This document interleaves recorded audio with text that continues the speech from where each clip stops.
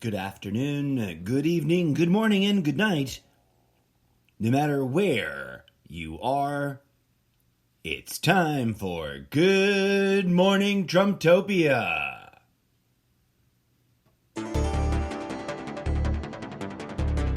Good Morning Trumptopia.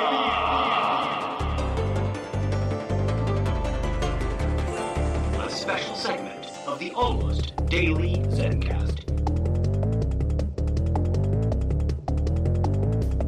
Hosted by the incorrigible Mr. Zeppo. Let's talk Trump. Yippee-ki-yay, motherfuckers! Hello and welcome to this special segment of this wild and wacky show, Good Morning Trumptopia. For those of you who are new to the series, I say the phrase Trumptopia not with disrespect, not with vile, blind, outrage-riddled hatred, but with mild and genuine concern and a little bit of tough older brotherly love. And a smidgen of humble flex pride, patting myself on the back because I'm fairly certain I think I coined that term. Now, depending on which universe and which dimension in which universe you reside in, you have either heard of it or not heard of it at all. But then again, nothing is to be considered all that shocking or surprising anymore. I mean, honestly, if I were going to bottom line this whole situation, we branched off into a massive, very divergent branch of multiple potential outcome probability waveform function miniverses of our own. The day that the Inside Entertainment or Entertainment Weekly or Weekly Entertainment or Weekly Insider Entertainmenter, whichever one, whatever whatever TV show, whatever nappy-ass late afternoon TV show got that exclusive audio drop where candidate Trump spoke so bombastically, so disparagingly of the women he encounters that he feels entitled to enact his sexual predatory behavior on. We all know what tape we're talking about. The grab 'em by the yeehaw tape. Yeehaw, mofos. Right at that moment, there was a fundamental fork in the probabilistic waveform function tunnels of reality. And off to one direction, and it's not exactly left or right, but it's really more like horizontally sideways but generally up and horizontally sideways but generally down kind of directions. There is a branch of realities that stemmed from that fork in the probabilistic time tunnel waveform function fork in the roads, where that audio tape was the last straw. Right? And in that branch of probabilistic waveform toroidal tunnels of potential cosmic outcomes, there's a collective rope, a knot, a thread, a continuum, if you will, of multiple parallel universes whose massive common distinguishing feature is that moment broke Donald J. Trump's political career. It was beyond the pale. It was too much for one political pundit to pontificate about caught on tape, and the world said no in whatever different ways that they say no. And there's a whole spectrum of potentially similar but divergently, slowly, like spreading away in differentiation. There's a whole spectrum of probable outcomes. You and I, dear friends, are having the conversation that we're having vis-a-vis these podcast episodes because we are trapped in the center line, and that's a technical term on my part that I'm making up for my world building of the Zeppoverse. Put a pin on the corkboard for it.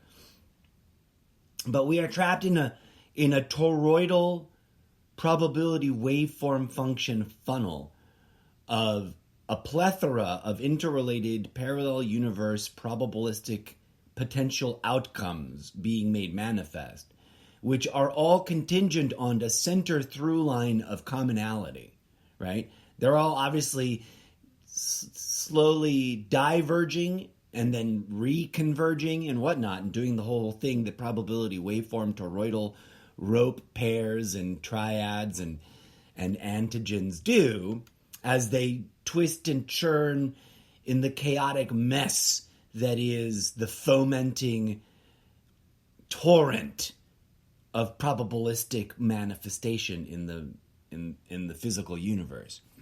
But this center line, this through line of commonality for this entire neighborhood of this entire, stick with the tree analogy, this entire trunk of a tree that's going to have many branching off points, is that Trump survives that awkward political and public relations clusterfuck disaster, turns it around and builds momentum off of it because the people find it alarmingly comforting to know that a man, and mind you, I say this with all clarity of decades worth of thinking about this, and zero trace of what the Trumptopian base delightfully, gleefully likes to spit in everyone else's faces, the Trump derangement syndrome. Put a pin on the corkboard. I've got a few thoughts about that, but let's finish this thought. This branch of probabilistic, toroidal, fractal realities that are churning away, exploring all the possible probabilistic outcomes, have a common through line. And that through line is Trump successfully getting into his first term of office. Now, as I pointed out in the podcast, however many months ago, when the election was first called in favor of sleepy, wood-carved puppet Joe Johnson, whatever his name is, Biden, his name is Joe Johnson in other universes, and there's no, they still say, let's go Brandon, and it doesn't makes even less sense, but whatever. For the record, just because I'm criticizing Trump doesn't mean I'm blindly suckling up to the blind defense teat of Biden and the left at all. Put a pin on the left versus right and right versus left echo chamber of wedge issues topic right there on the corkboard. And please note, I've discussed it throughout the podcast, both as sidebars and as central themes for certain episodes, and I'll be certain to come full circle again. So, by putting a pin on the corkboard, you remind yourself to keep an eye out for that, and to, kind of do the mental exercise of connecting the dots once you encounter the interrelated public discourse content that I'm quietly referring to. Not quietly, sort of just analogously referring to with the pin on the corkboard. We narrowly escaped getting sucked into the full-blown two-term orange glory of true Trumptopian dystopia. We closed that. We trimmed that. We nipped that literal flower in the bud. That literal branch of probabilistic experience. We nipped it for ourselves in the bud. Now, mind you, in the infinite multiplex of infinite universe, it was made manifest anyways. So there's a version of all of us living through a second term of Donald Trump somewhere. And there's probably multiple instances of it because of subtle things and big blunty things that would make for probabilistic cosmic divergence points, even within the common subset of President Trump gets a second term. I, for one, and let it be understood, let it be really clear that it isn't because I blindly and irrationally hate the man. It's not. As I have said consistently throughout for the past 5 years, it is because I am simply aware of the previous 30 years of malarkey, chicanery, snake oil salesman-like con artistry, shady AF bullshit that the guy has pulled. That doesn't make me hate him. That makes me go, this guy does not seem trustworthy in the least bit. As the old saying goes, which is apparently falling out of fashion, I wouldn't trust that man as far as I could toss him. If I could pick him up and throw him, which I couldn't, because he's a hefty big boy who wears man diapers all day long. And so it could be messy if I tried to, bench press that. I couldn't, from before he announced for office, if any one of these now Johnny-come-lately internet, social media, Trumptopian frenemies of mine that keep adding me by the dozens just so they can yell at me about how I am Trump delusional. And let me just complete my sidebar thought I almost went off on a hot second ago. It is the height of absurdity. And I say it with a loving, belly laugh full of Buddhist haha love and mockery. Make fun of what you love because, I don't know. There's a saying and I don't remember how it goes. Make fun of what you love and satirize that which you despise and laugh at everything. Through laughter, we will find the healing. Doesn't really quite roll off the tongue, but there is some Zebo-verse, canon, nostalgic faux mythology.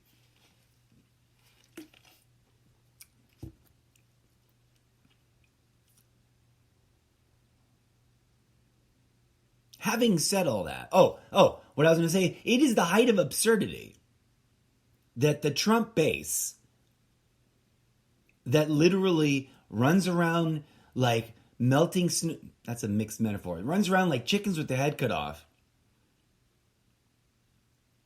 spurting and spouting and gobbledygooking and just making a mess everywhere.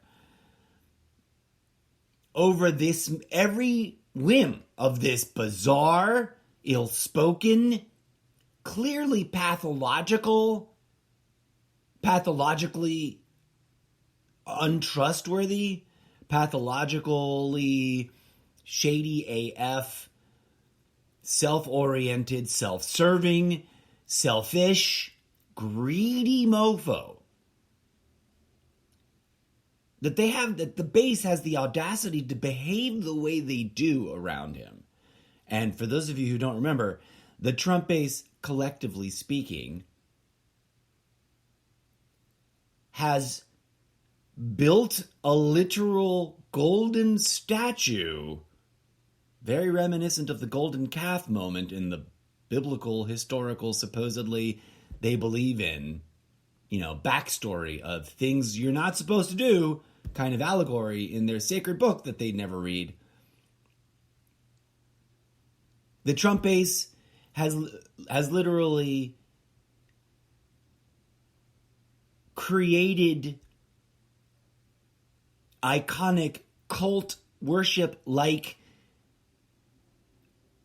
idol imagery, right? Iconography of this man in a fictionalized, mythological, reimagining artistic license of how fit and muscular he is. Because I assure you, if Donald J. Trump walked up to you in public and started to disrobe, your first impulse would be to cover your eyes. I mean, the guy does not look like a glistening, well-oiled Roman, foot soldier or Adonis-like Rocky boxing champion or Rambo, Vietnam mercenary. He does not. He looks like a big, doughy doughboy. And I'm not trying to get caught up in personal body image attacks. It's absurd to me, to get back on what I'm actually criticizing, that the Trump base has the audacity to foolishly and mobbishly, like in a sort of chant and nod and scream and blather as if he were as sexy and as triggering as the Fab Four, the ye olde ancient sexy icons known as the Beatles. The fuck your feelings, lock her up crowd has the audacity to behave like snowflakes and little man children around this creepy, irrational, sort of rapey vibe, criminally inclined scam artist whose every action, every deed, every turn of phrase, in his own words, proves he's a two-faced, lying, hypocritical son of a gun, right? And that's why this episode is entitled His Own Words, even though I haven't been reading his quotes yet. The simple reality, and I wish I had the biggest, longest list of all possible Trump quotes available to you to peruse. But one thing I would encourage anyone who's not sure to look up is Donald Trump flip-flops. Go do yourself that favor. It's a lovely experience to go read through that. But I do want to share with you and share my thoughts. This particular set of, they seem to be the most applicable. And I'll explain why in a hot second. But first, a wee bit of music to cleanse the palate. Let us go with New Day, Century Long Night, a recent hot off the press remix, live palm tree wave audio asset digital loop composition performed improvisationally live to digital tape for playback now. Take it away, DJ Zed.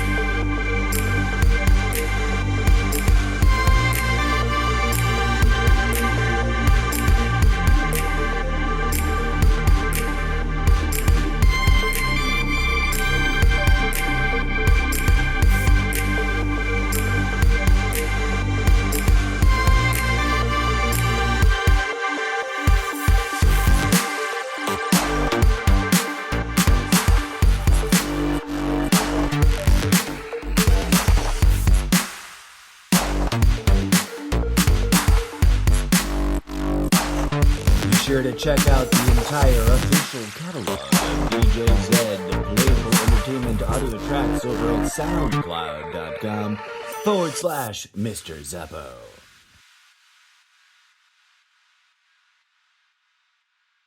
That's right, DJ Zed. Well done. Thanks so much. Okay, so back to it. One of my absolute favorites. It's up there in my top 5. It might even be up there in the top 3. All-time favorite. Bold-faced hypocrisy twin quotes of Donald J. Trump. And to the best of my ability, limited as it may be, these are actual, verifiable, official, blue checkmark stickered tweets made by the one and only Donald J. Trump at Real Donald Trump. And I quote, and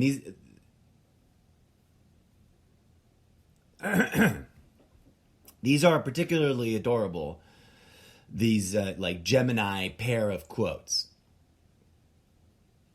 And I'm going to read you these quotes, and I'm going to tell you where you can find them in a curious way. Quote, and this is from 12:45 a.m., November 7th, 2012. And I could be a little off, but if memory serves, I think he was technically still a Democrat back then. Because, one of my other all-time favorite in the top, 10 best Donald Trumpisms is that he was a Democrat for most of his adult life, and then flip-flopped, became a Republican just to run for office. And although I think it was technically debunked and proven to be a hoax, fake meme quote, that I loved, that immediately after he quietly changed, immediately after he announced, and the world went, but wait a minute, Donald Trump, you'd been a Democrat for the last 30 years. And Donald Trump just went meh about those kinds of questions and just kept being Donald Trump. But now, as some sort of mastermind, 4-dimensional chess playing wizard politician Donald Trump, which very quickly became Jesus politician Donald Trump. If that fundamental level of political malarkey doesn't tip you off that this guy just maybe already had 40-year-long track record of criminalized behavior in and around his own shady, greed-driven, suspicious running enterprises that forever, in the raw, real, unpoliticized, historical reality of his persona, any seriously analytical, critical, fair and balanced, apolitical, nonpartisan and analyzer would have to acknowledge he's always been sus, as the kids say. He's always been suspicious. He's always been shady. He's always literally, clearly looked like some guy in love with mobsters in real life, as some sort of excessive, obsessive-compulsive obsession with the mafia as an overall historical and literary theme. Because, there's sports nerds, and then the sports nerds that get a little too extra for their own good, right? There's the political and policy nerds, and then the nerds who get a little too fixated for their own good, right? You get what I'm saying? It happens in any field. It's about nerddom, and it's about human behavior, not about... He has always reeked of someone who thought himself entitled to be a self-declared wise guy. mob boss.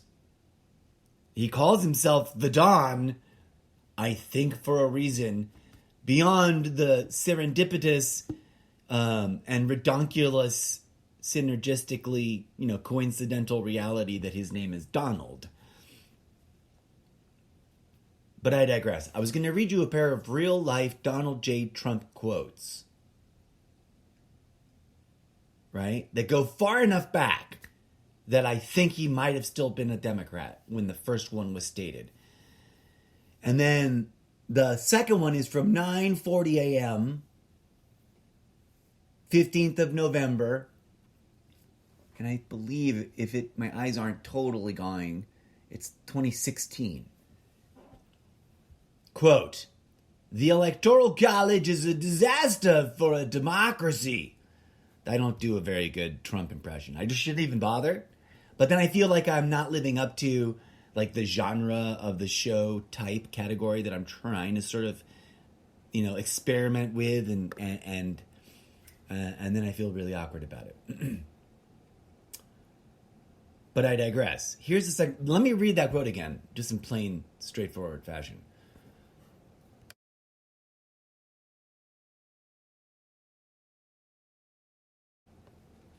Forgive me, I had like a frog in my throat. I had to clear it, so I turned the mic off.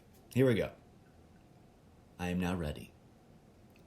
"The Electoral College is a disaster for a democracy." Now let's briefly unpack that, because that seems like a simple statement. But given the broad, sweeping, absurdly generous in its wink wink, nudge nudge, say no more, did you see what I implied there kind of way that Donald Trump actually talks, and as many people have testified under oath in court, he does sort of speak in a kind of weird Trumptopian code way of his own organic devising. And he speaks really splish-splashy, in my mind. I mean, the comics have all lampooned the shit out of the actual patterns and rhythms of his language, right? I made one of the earliest memes specifically about the gobbledygook sentence, and it wasn't... I just literally quoted him and put it on a funny picture of him making a goofy face. But, like, he speaks in a way that if you're not really thinking,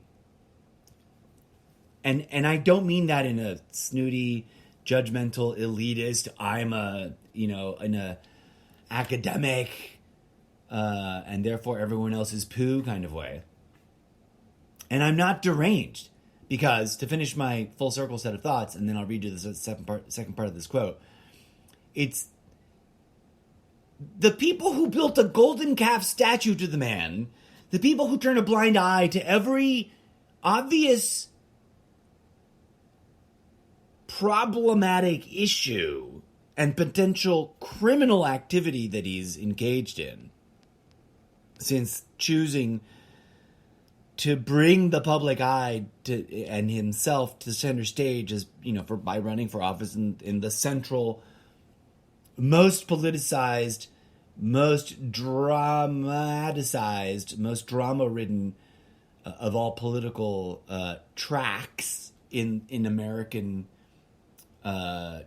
day-to-day, week-to-week, month-to-month, life-to-life socioeconomic commentary and media attention's lifespan, multi-cycle sort of track. He could have continued being Donald Trump throughout all this time and let politics be politics. And put a pin on the reasons why I think he was throwing his hat in the ring to begin with, because you can go and listen to my real-time episodes. In other words, I started doing this podcast because Donald Trump announced he was going to run for office. So, whilst I'm not going to pretend to have been 100% right about 100% of everything, because that's a bullshit position for anyone to take, and I refuse to take it, We're just people, yo. No matter what kind of people you are, I'm a people, you're a people. Have you met people? We stupid. We be really smart, but we stupid. And we make mistakes, and we get things wrong, and we remember things according to our preferences and our likings more than we do hardcore 100% according to true fact as it actually did happen. So, that's just the way the meat sponge works. But I digress, dear friends. You can see in my 5 years ago. So join me in a journey back in time, friends. And I'm going to go back, and don't worry, you don't have to go back and do the hard work for yourself. What I'm going to be doing, programming notes, something I should have talked about in this last episode because it was a programming note episode and I totally forgot to do it. It was in my mental list of things and I didn't write the list down. But one of the things I'm going to be doing is doing sort of redux, special review, revisiting the past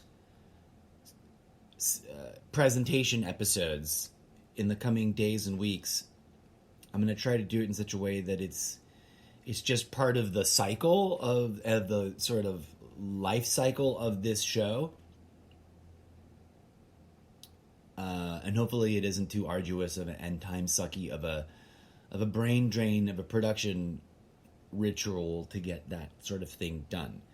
And I might take like a live streaming approach and go for mega long marathon episodes to see if that helps me, like with honey, attract lots of flies, which is a mixed metaphor and totally wrong. And I feel like I'm derailing myself off track here. But there you go. So stay tuned for that because we're going to be revisiting that. And I'm going to make those special live on Twitch stream crossover events too. So I'm going to be Twitch streaming a production remix, like presentation of the highlights and best moments of and etc. of past episodes, and maybe whole entire episodes stitched together with some, like gaps and space for commentary and some brand new Mr. Zeppo and DJ Zed music. Oh, sorry. DJ Zed is looking at me like I'm a jerkwad. Some brand new, freshly minted, hot off the presses, DJ Zed and Mr. Zeppo music in for the mix to keep you entertained as I do that. There'll be marathon, rewind, remix, and revisit is part of the title. Anyways, okay, so all of those sidebars completed and all of those pins on the board collected. Let me review this quote. And we didn't even unpack the quote. The Electoral College is a disaster for a democracy. Knowing how Donald Trump talks, which is what sent me off on that sidebar tangent of sidebars, one could reasonably extrapolate that in that place and time, in that, like, say, in that nowness of when he tweeted that originally, if he had been asked the next day by a major journalist with a camera crew, like a major live television journalist, however that may have happened, right? Imagine a realistical, believable moment. November, and I mean the following day, because he tweeted this at midnight. I don't know what he does. Did he just wake up? Is he just going to bed? Is he staying up? Is this the middle of his, afternoon, but insomnia style, like happens to me sometimes? Who knows? But imagine if someone at 9 a.m. on November 8th asks him, a journalist with a microphone and a camera in his face, and it was a scheduled thing. It was like a special, exclusive, a sit-down with Donald Trump featured on, and let's imagine that it was Fox News even.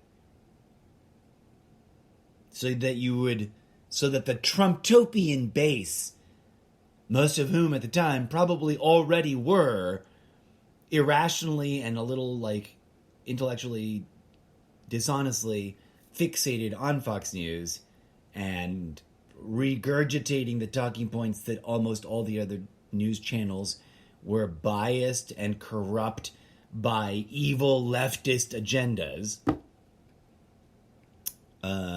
Which is fun, because if there's anything that's truer than anything else in this political climate, it's that if the crown jewels of the right-wing socioeconomic, political, and media echo chamber spheres of echo chambers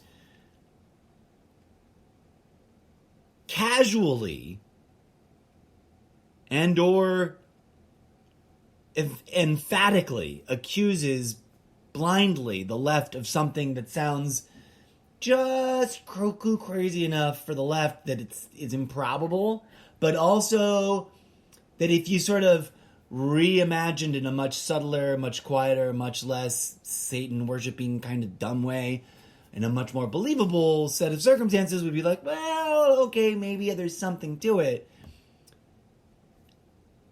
And mind you, stick with me here, because I'm about to add one final twist to my postulate here. If they're doing that, if they're wagging the finger, if some seemingly impromptu trifecta of commentators on Fox News and of political bobblehead politician dudes in Congress and people out in the, in their homes and kitchens and at Thanksgiving dinner tables, rather. I guess it really depends on which universe you're at, because in one, they do call it the weird, funny, awkward way, and they do that with everything, and it's so confusing and awkward and hard to remember and keep it straight. I can't. I just sound like a weirdo to them, and it's crazy. But I digress. I'm not in that universe now, thank God. If they're doing that, because the thing about the GOP is the dog is being wagged by the tail. If they're doing such things, if they're blindly, wildly foaming at the mouth with rabies all of a sudden in a angry, reactionary red wave accusing the left of doing something, they are most certainly, whether or not it's true, their accusation may be kind of slightly accurate, but then ladled with a bunch of nonsense that isn't true, that just steps it up so that the stakes are, life or death and the golden pearly gates of the afterlife or the after death, then somewhere in the realities of that right-wing population of people, they are doing it.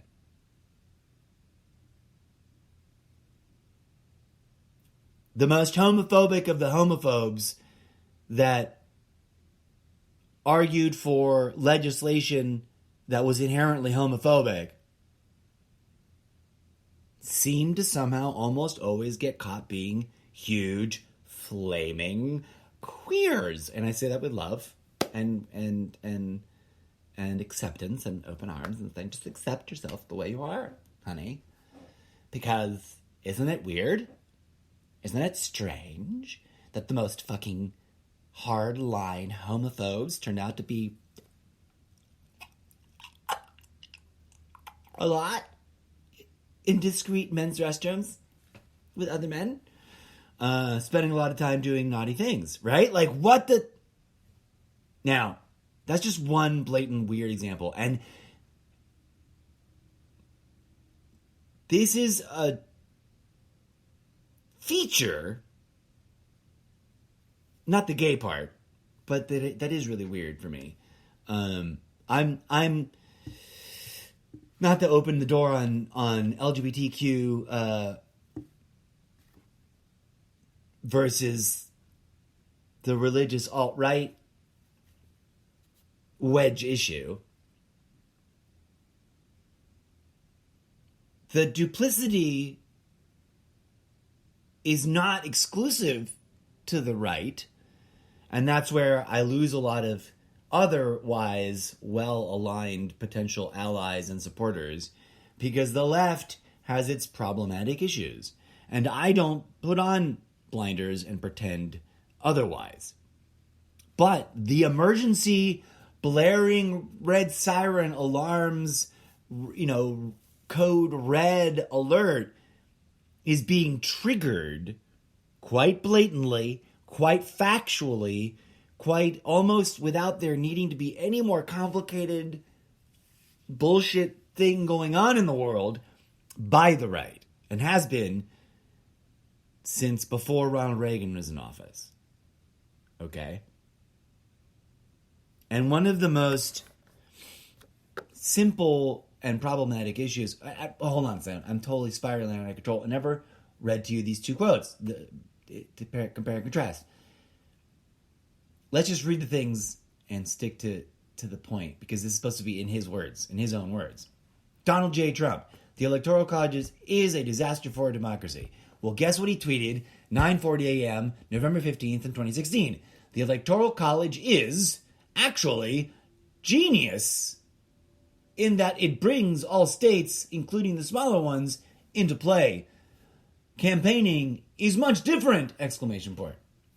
I sort of sound as if Robin Williams is doing a really bad impression of...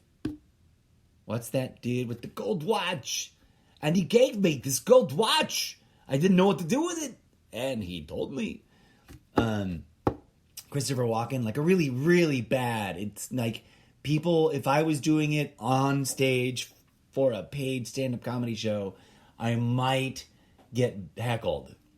But people might also just laugh because it's kind of like comically bad. But it's Christopher Walken. It's Robin Williams. It's me doing an impression of Robin Williams, doing a really bad impression of Christopher Walken, doing a not so horrible kind of bad impression of Donald Trump. The Electoral College is actually genius in that it brings all states, including the smaller ones, into play. Campaigning is much different.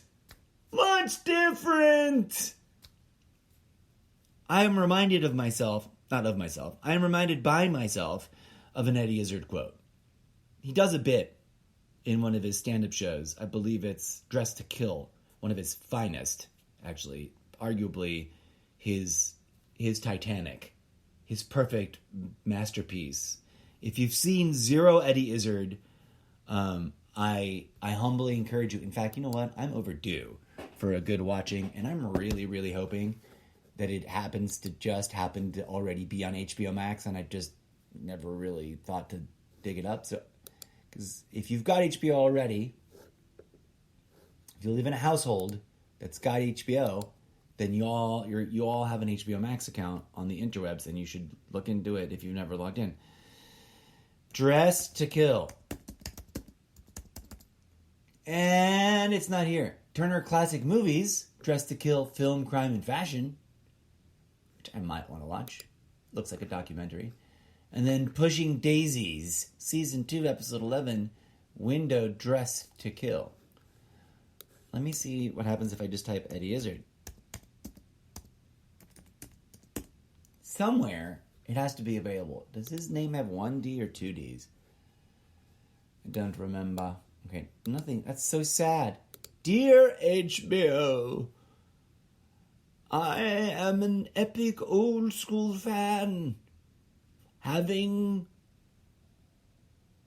been enthusiastically watching your stand-up comedy specials, especially since I was a wee babe, illicitly, dare I argue, almost illegally staying up late beyond my bedtime to quietly turn on the television, clicking the knob so gently so it wouldn't make that ponderously loud click noise that it would make. Having already quietly clicked the volume clicky knob quietly all the way to a very low volume so that when the tube came on, that whoosh noise wouldn't be so loud. The young'uns today may not understand, but those who know why the boob tube was first ever called a boob tube. Emphasis on the word tube in the first place, i.e. vacuum tubes. I'm old enough to remember. What was I saying? Vacuum tubes! Vacuum tubes in the televisions! I'm not crazy, that's real. I don't mean vacuum cleaners, you shenanigan thinking fartheads. I can hear you in the back, giggling. I digress. What? So Eddie Izzard is not where I want it to be. Dear HBO. Oh, right. I was writing a letter, a fan request letter. And having thus recounted my youth in its deity, 75 pages later, I beg of you, dear, noble men and women of the board of directors of homeboxofficeentertainment.com /max dot something. Please, oh please, add every and all Eddie Izzard stand-up comedy HBO specials to your lineup. I beg of you. Okay. Connecting some dots and hopefully successfully recounting a fun widget story from a recent media consumption experience that I had. I talked about this on a couple of different episodes of my video gaming live stream show. But in both instances, when it came up, I derailed myself. Now, I'm just going to go on one last quick tangent and we'll come right back to Donald Trump. I just saw this over here and I was like, well, I have to sort of bring it up. Bravo, Westworld. If Westworld were a show on Broadway or an opera in some famous theater in Europe, insert name here, I would be up on my tippy toes, first out of the seat so fast that you could hear it in the theater go dong dong dong dong dong as the seat thingy-baboob sprung back into its upright position. Because you know how they do? And you have that quiet moment right before everyone starts to respond to the end of the show. Bravo! Bravo! It would be me. Standing ovation to that show. From opening moment to final moment. That's one of my all-time favoriteest, finest, most binge-worthy. If you haven't seen it, go get your hands on HBOMax.com. This is a genuine, real-life. I am an amateur content review critic, enthusiastic endorsement. All of my thumbs, and I have multiple thumbs, up. No spoilers, spoiler alert. There's this great one-line gag in the final episode. And I'll be sure, put a pin on the corkboard, I'll be sure to do a whole epic The Incorrigible Mr. Zeppo's Totally Irrelevant Media Review special segment about Westworld. Once I re-binge it and take notes as I do so, which is my plan now. So that's going to take a lot more work, but fuck it, I've got the time, and as long as I work it in as something that I tape record a little bit as I go, and then just deal with sharing it either when it's all done or, once a week or something, then it'll work out as a special series, and it'll start having its own rhythms. But I watch a lot of... all other arguments about media and media discussion and media discourse and media consumption and media supposed agendas, good or nefarious, aside. But including all of my actual rational thinking about media, I think there's good media and there's bad media. There's corrupt media and there's media that's just someone's vision that they want to make art. And it has to deal with jumping through the hoops of, commercialized systems. And that, like any other human endeavor, it is not a monolith of any one thing. And it is riddled with good issues and bad issues, corruption and virtue and everything in between. And to speak of it in monolithic terms is both childish, irresponsible, disrespectful to everyone involved that is a decent human being and just trying to make their art or work in the industry where they facilitate making other people's art or just trying to live a life doing what they love, and be a fool's errand because you missed the point. But I digress. Real quick. Spoiler alert. It's not a real spoiler, but it's a little tiny giveaway of a sentence that is said. Westworld, final episode. The Man in Black. We have, if you know, you know. If you don't, you will, because you're going to want to watch this show. Brilliantly performed by insert name of actor here. And man, I've seen him in other things. He's one of those actors that's like a known quantity, even if you don't really know him, even if you can't remember his name and have to say insert name of actor here every time you try to reference him.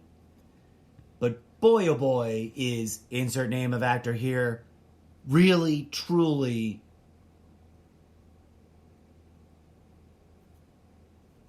powerfully, carrying this show as much as anyone else carries this show in what is truly a postmodern, delightful example of a mixed genre, mash, ensemble show of depth and specificity, both in casting and character development arcs, etc. Obviously, the world has already recognized that Westworld is a great show. It's gotten awards. It's gotten nominated for awards. It's gotten a lot of media buzz. I am, as always, super late to the party, which is why the media segment, we're doing a little mini insert of here inside of Good Morning Trumptopia, is titled Totally Irrelevant Media Reviews. But I do think that my commentary that I bring to it sometimes can still be relevant and valid and worth making.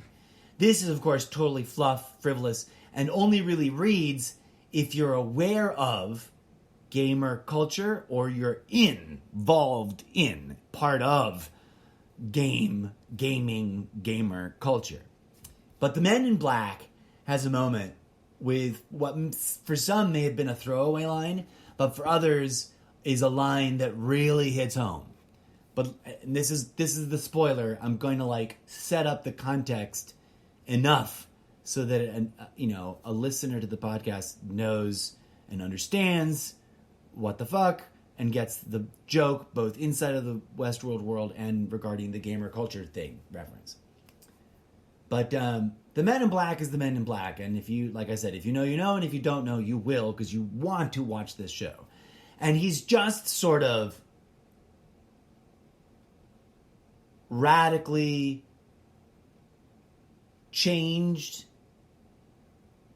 things, changed himself, changed the world, impacted the circumstances that surround himself and everybody, and is exercising, his twisted sense of free will and entitlement in a way that's intense.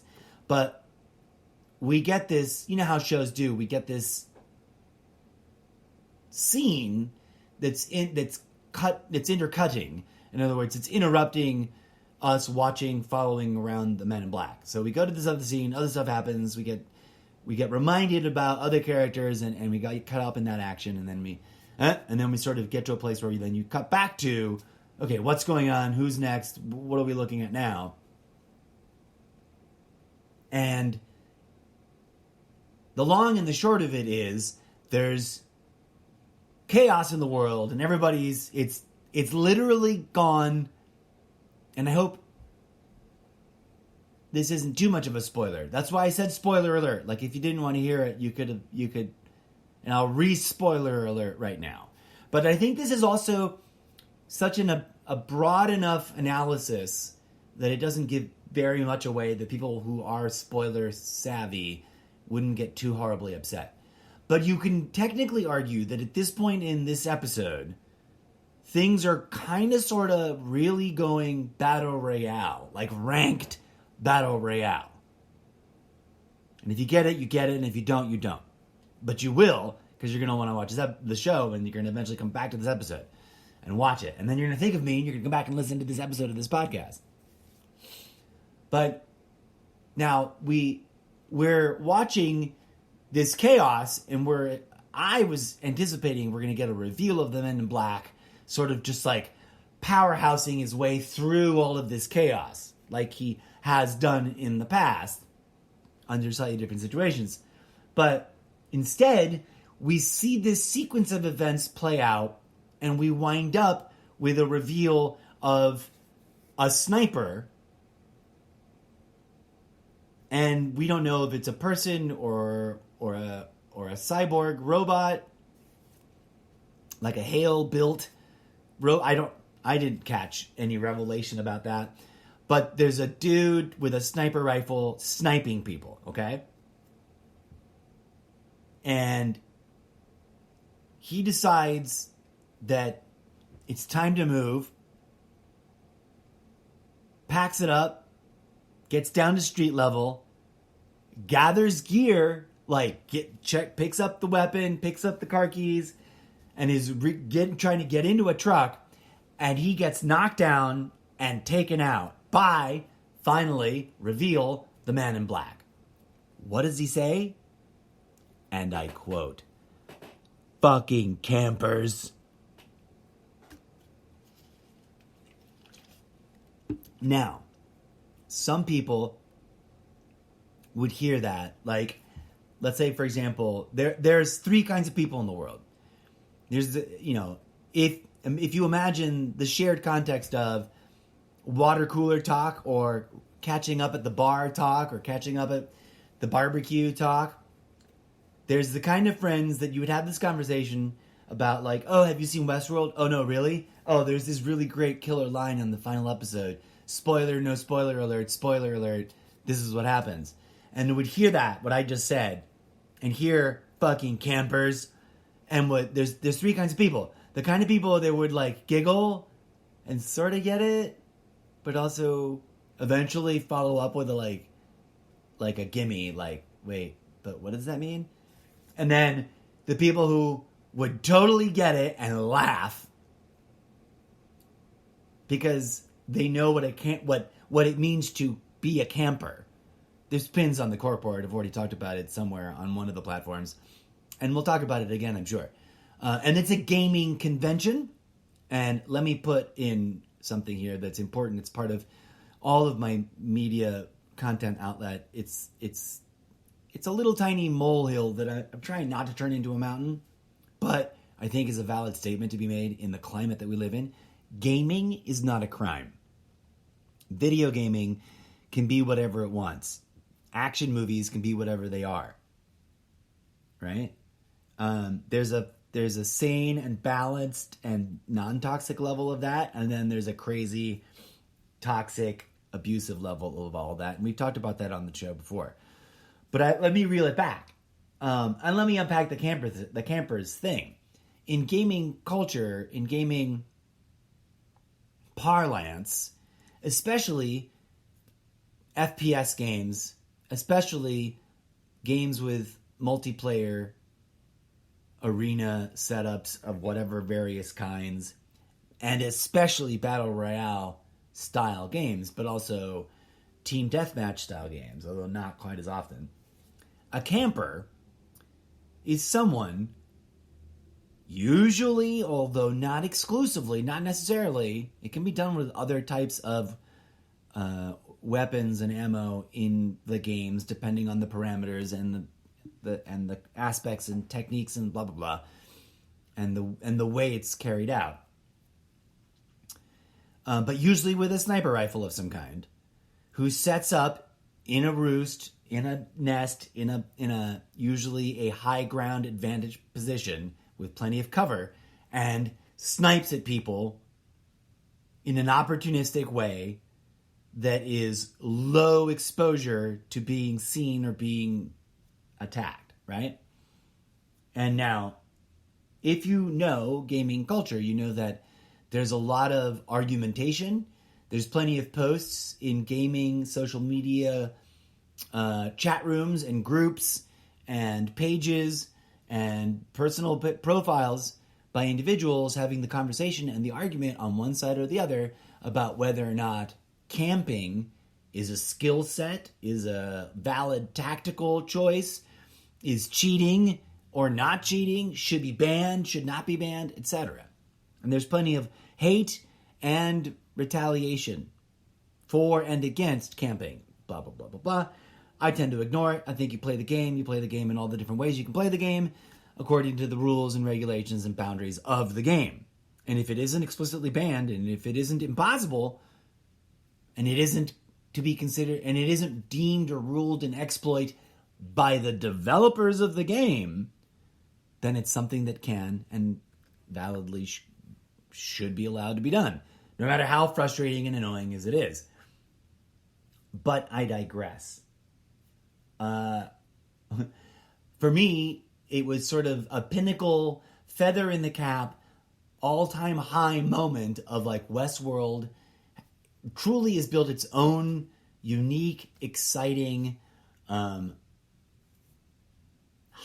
replayable, and by that I mean you can binge watch this or slow watch this and do it more than once. Like, you can make this your Thanksgiving Day ritual and watch this show once a year, or, you know, whatever season. I kind of like this for New Year's for some reason. I don't know why.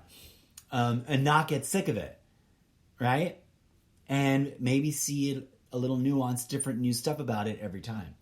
And even when it seems to go off the rails, or even when it seems like it's lost the thread and has stopped making sense, it takes you somewhere you weren't expecting, and builds bridges into this, you know, back to things that it has already worked with in a way that's actually thought-provoking and interesting and not just repetitive in like a redundant fashion. So kudos to them. And thank you for the gaming one-liner from the Men in Black. Who, by the way, dear feature request, dear Westworld producers, dear Call of Duty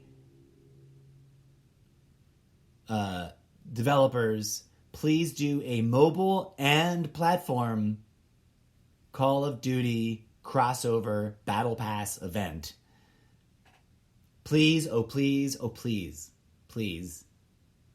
Just like Ghost in the Shell, take a look at that. If for anybody listening doesn't know what I'm talking about, just, you know, search Ghost in the Shell Call of Duty mobile crossover event and check out the reporting about the content instead of, if you don't want to get the game. But if you are in the game, look up Mr. Zeppo and, of course, squad teamwork.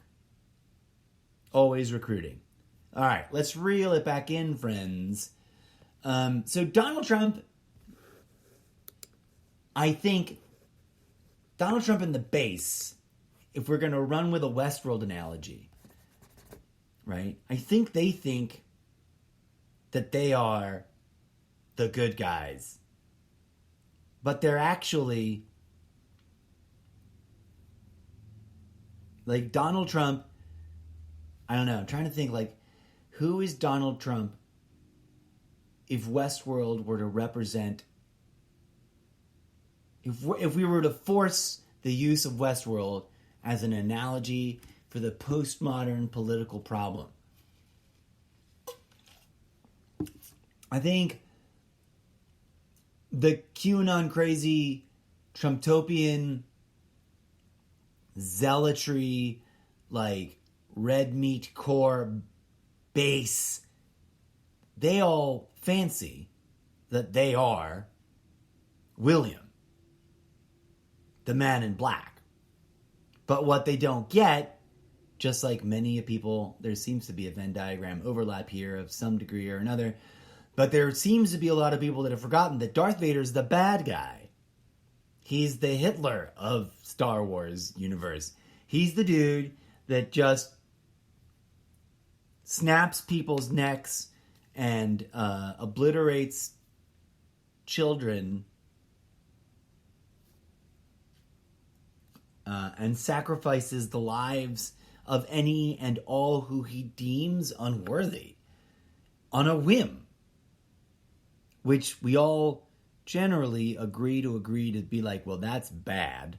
That's so bad, we're willing to risk our own lives using the tools of violence to stop it, right? Which is why we had those two great wars, and why we romanticize those two great wars, and why we indoctrinate our politicized youth to have an opinion for or against industrialized war. Now,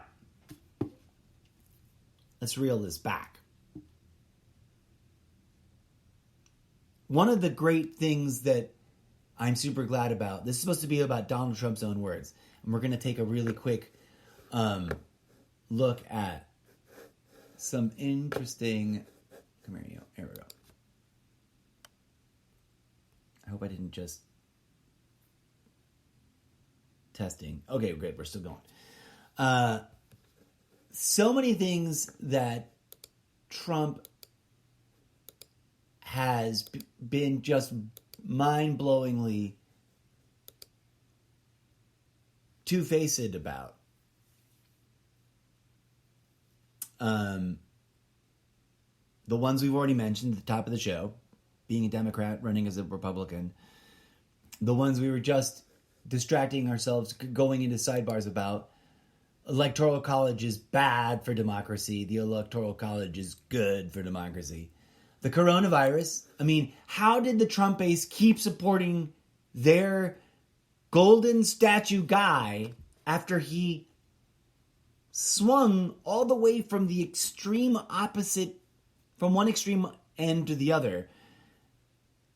He started off with, the coronavirus is a totally fake lie, news, hoax news, fakeness. It doesn't exist. It'll just go away.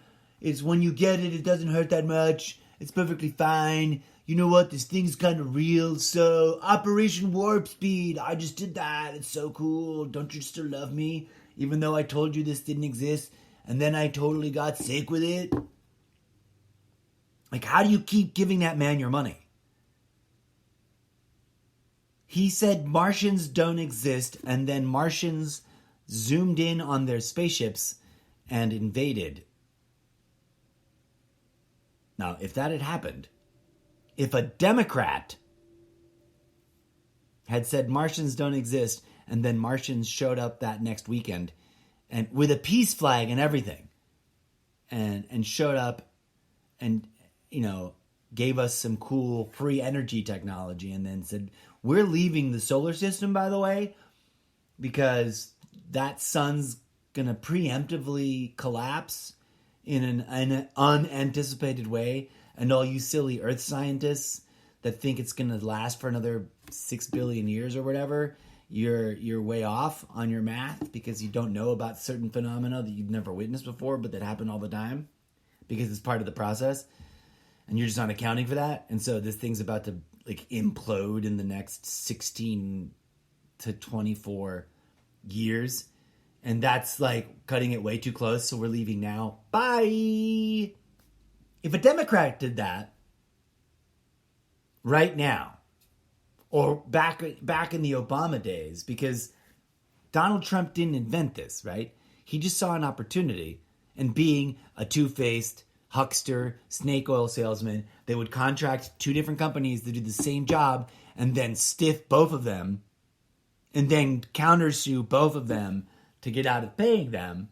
And if he didn't do that, then I improvised that for the sake of the characterization of the fictional Donald Trumpfinson of my, Trumptopian, near dystopian future history sci-fi books that I'm writing. But I digress. He's like, that should have been enough, right? Coronavirus, totally fake. To all the way, 180, 360, 180 again degrees to better get your flu shot. Even though I was totally an anti-vaxxer, 17 weeks ago. Yeah, Operation Warp Speed, yay, America. Operation Space Flight. Even though a few weeks ago I would have said yes if you told me that space was fake because I need your vote. And I need the space is fake people to believe in me too. Like, come on. And they have the audacity to call the rest of us the ones suffering from mental crippling derangement syndrome. Y'all been painting him up as Jesus in multiple ways. Y'all dressing him up in your minds as some kind of He-Man, Hulk hero, Rambo Jesus. First of all, ridiculous, redonkulous, absurdly childish, exactly what you're not supposed to do with a politician. Y'all worshiping him practically. Y'all talk about him as if he could walk on water and has never committed a sin once. The dude cheated on every single one of his wives with illegal immigrants that he imported to the country in a system he wants to shut down. How many flip-flops does it take? These are all real things. Okay, let me, off the top, tell you some other things that, he just sort of flip-flopped. The hiring freeze. During the first week of the administration, they said they were going to do a hiring freeze. And then, supposedly drain the swamp.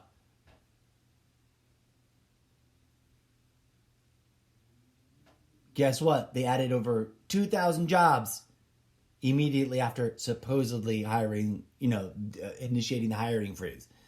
Something else up that alley, during the early days of let's drain the swamp, Trump literally said, we got to get rid of all these revolving door lobbyists that become politicians, that become lobbyists. So what does he do? He fills every spot he's shaken loose that's organically come open, or that he can bully people to quitting, and replaces them with what? I'm sorry, with what? Shady AF lobbyists?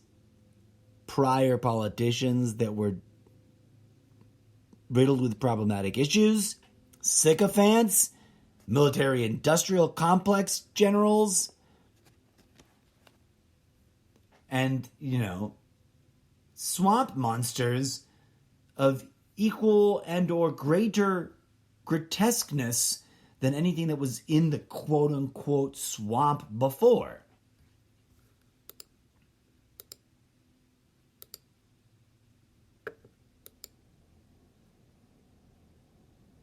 Leaks. Trump, before getting elected, loved to spout his love of getting leaks through WikiLeaks.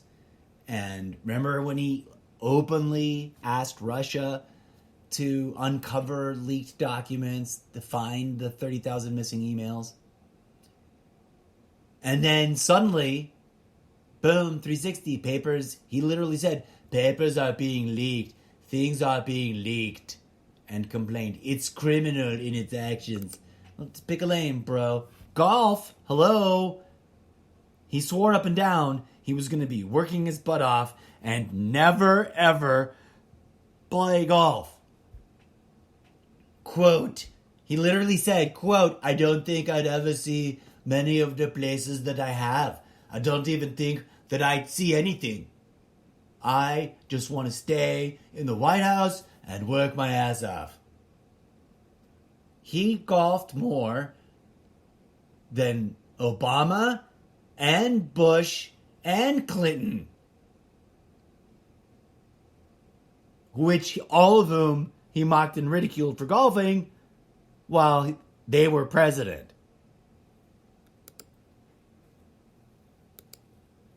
Look at the way he treated Michael Flynn.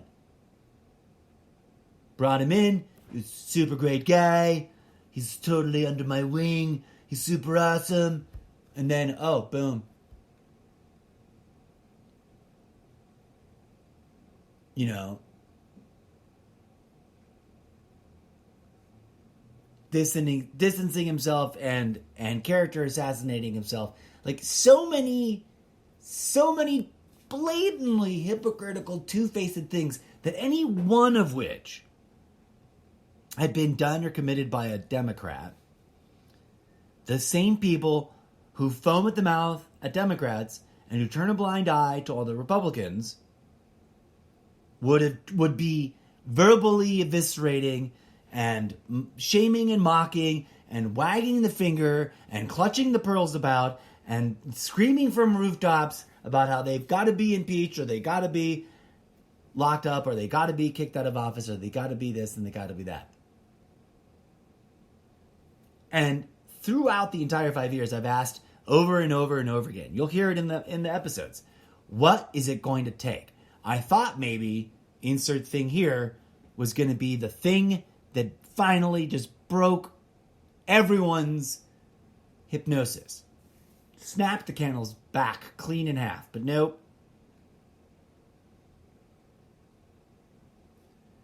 The wall was another one. Hello?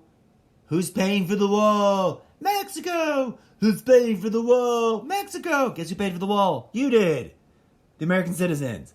Not Mexico. If a Democrat had done that, everyone who's in the Trump base would be losing their shit brains, like just going crazy.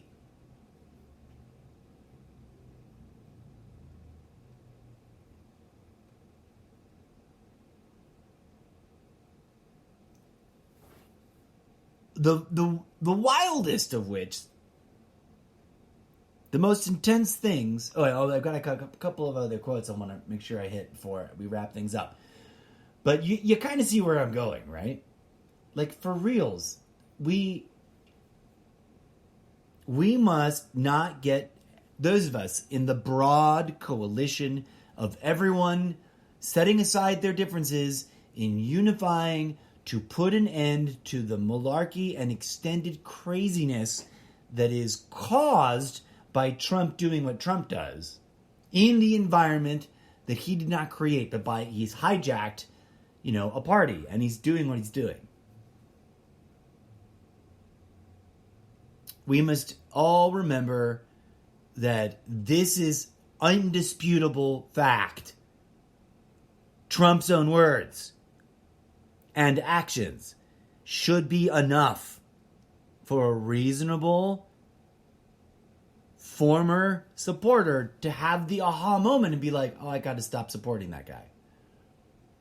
So we must discuss them openly in a fair and rational way. As I recently posted and made a meme of, way back in September 27th, 2016, Trump literally said, quote, "The mob takes the Fifth Amendment. If you're innocent, why are you taking the Fifth Amendment?" Implying only guilty people plead the Fifth. Just this past week, in regards to the newest level of investigatory problematic issues that he's confronting, in a interrelated but slightly separate issue than the quote-unquote terribly unjustified FBI raid, which was a perfectly legal search warrant presented and approved and issued by people who Trump appointed to multiple offices.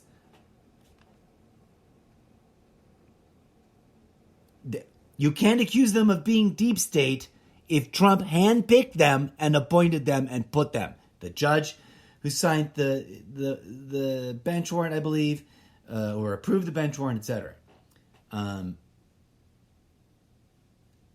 Is that a crazy claim? Is that a wrong claim? I think that's technically accurate. Do I remember for a certain absolute hardcore fact that it's absolutely true? No. If it's wrong, I apologize. But if it's not wrong, hello, they can't be deep state. If they weren't involved in the state systems and then Trump himself, while president, appointed them into the office that they now occupy, and they, following the actual law of the land, which, setting aside whatever predating the Trumptopian madness arguments you want to have about flaws and problematic issues about the way America operates and the way its laws are, for sure, let's have that argument. Let's have that argument and discussion without Trump vomiting all over the place and spewing garbage content that's got nothing to do with nothing whilst trying to get away with crimes. Please and thank you. That's what we've been asking from the get-go. Because of the crazy, wonderful, crazy things he does, and because we've got better things to do than waste time distracting ourselves with this cuckoo crazy nut job, spray-painted, orange-tanned buffoon of a man. But at least we're not living in the universe where he ran for a second term successfully and then tried to install himself, guerrilla political coup style with a military takeover for a third. Because somewhere in the metaverse of metaverses, that happened, is happening, will have had happened, might happen still. It's got to be played out. Right? That's the way the multiverse of multiverses of multiverses works.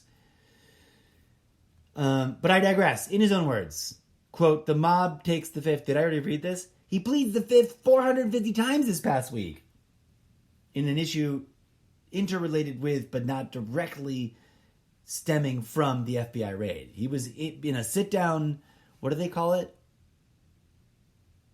A preliminary interview that will then be presented to a grand panel jury.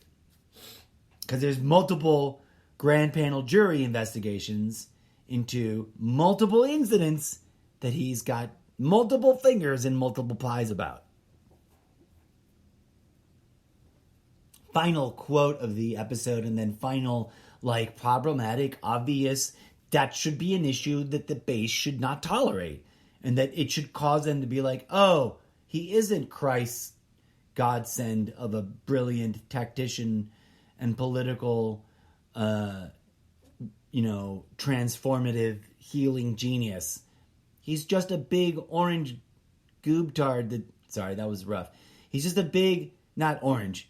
It's the other word that I realized I could have chosen better. He's a big spray tan orange, weird comb-over hairspray, predatory opportunist of a half-assed, semi-incompetent con man based on everything he did before he joined politics. Okay? The final thing, he literally said multiple times on multiple dates, 8/3/16, 9/7/16, 10/15/16, 10/20/16, 10/21/16, 10/25/16, 10/30/16. Quote, anyone being investigated by the FBI is not qualified to be the President of the United States.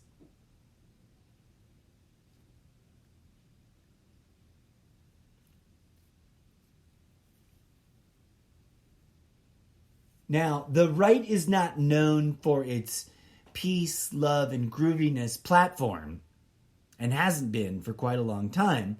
And the left isn't very good at the peace, love, and grooviness platform either.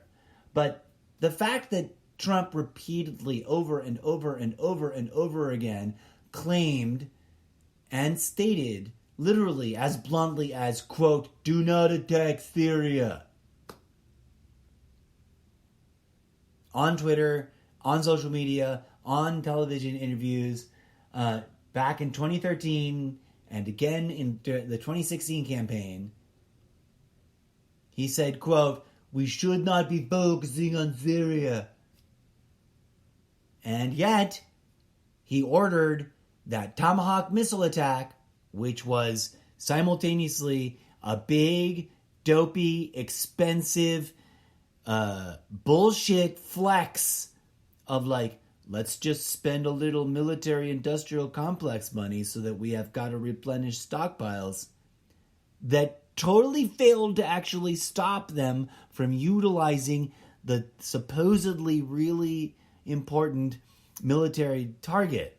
Because if I remember correctly, within 48 to 72 hours, that airport that they dropped all those Tomahawk missiles on was up and running again. World's greatest military can't totally obliterate and make useless third world countries' basic, preliminary 1970s construction freaking one airstrip airport? Really? Look, I don't pretend to know more than what I know. What I do know is that Trump, a bit like George W. Bush Jr., seems like, to me, from a cynical, external, third-party, non-party perspective, seems like he's no more a revolutionary, no more a bringer of change, no more a disruptor than any of them are, left or right. There's something about the process of becoming involved in politics that funnels you into a civilized and not so arbitrary set of rules in which, wink, nink, nudge, nudge, the system's sort of broken, but it's sort of broken on purpose. And oh, by historical coincidence, it was written by people who thought in ways that by today's standards, we generally think of sort of really toxic and corrupt. Anyways, because a genuinely sincere reading of the Constitution does not render it as something to have religious, zealot-like blind faith in. That's a big crazy. Even Benjamin Franklin. Hello. Have you read the quote? I don't have it in front of me, but I can see the meme of the image of the chiseled stone of the quote in a monument. He literally had these words chiseled in stone. Not these words exactly, so I'm not going to quote it, but then I'm going to severely paraphrase. This document, the Constitution, should be updated because any kind of hardline adherence to keeping it the same way as what we write is going to lead to problems. So every once in a while, you should update it to deal with whatever's going on in your world.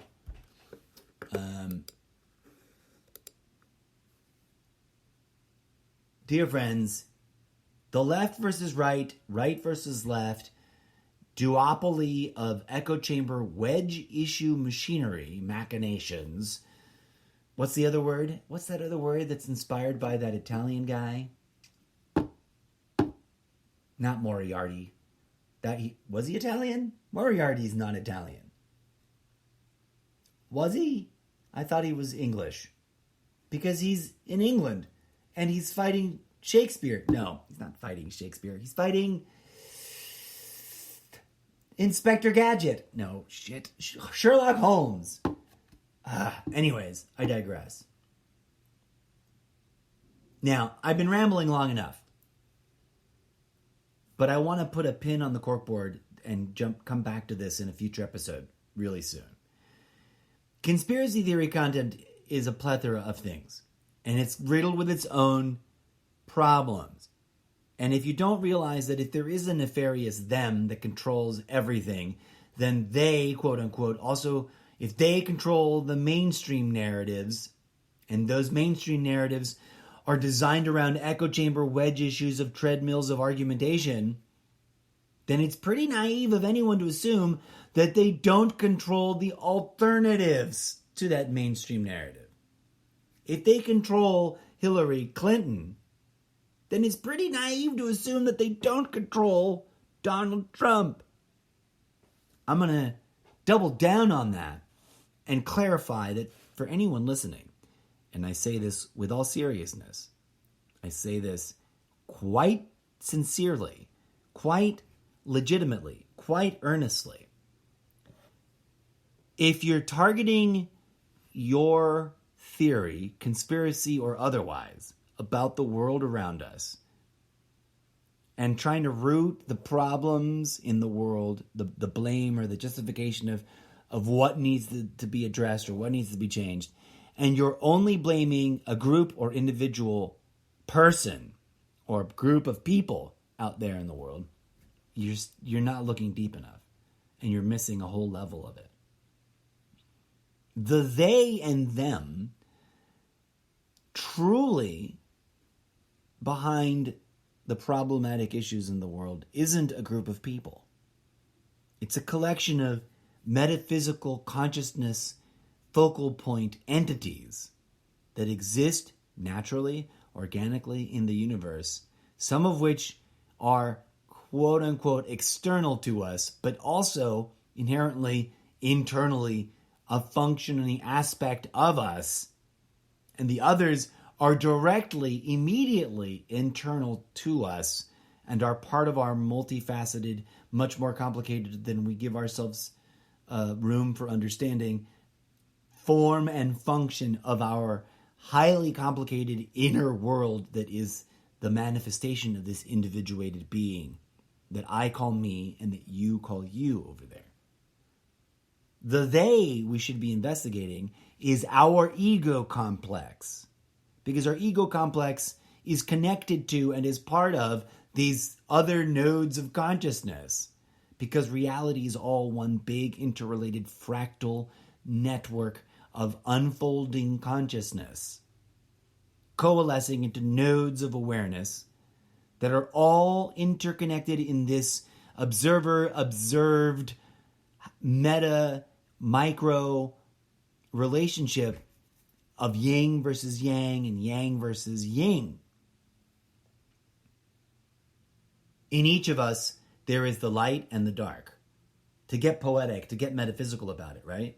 No matter who you are, no matter what political party you believe in, no matter what ideological constructs you cling to, phenomenologically, inside you and me, there's a lot more going on than we, even the most advanced and aware of us, can give description to.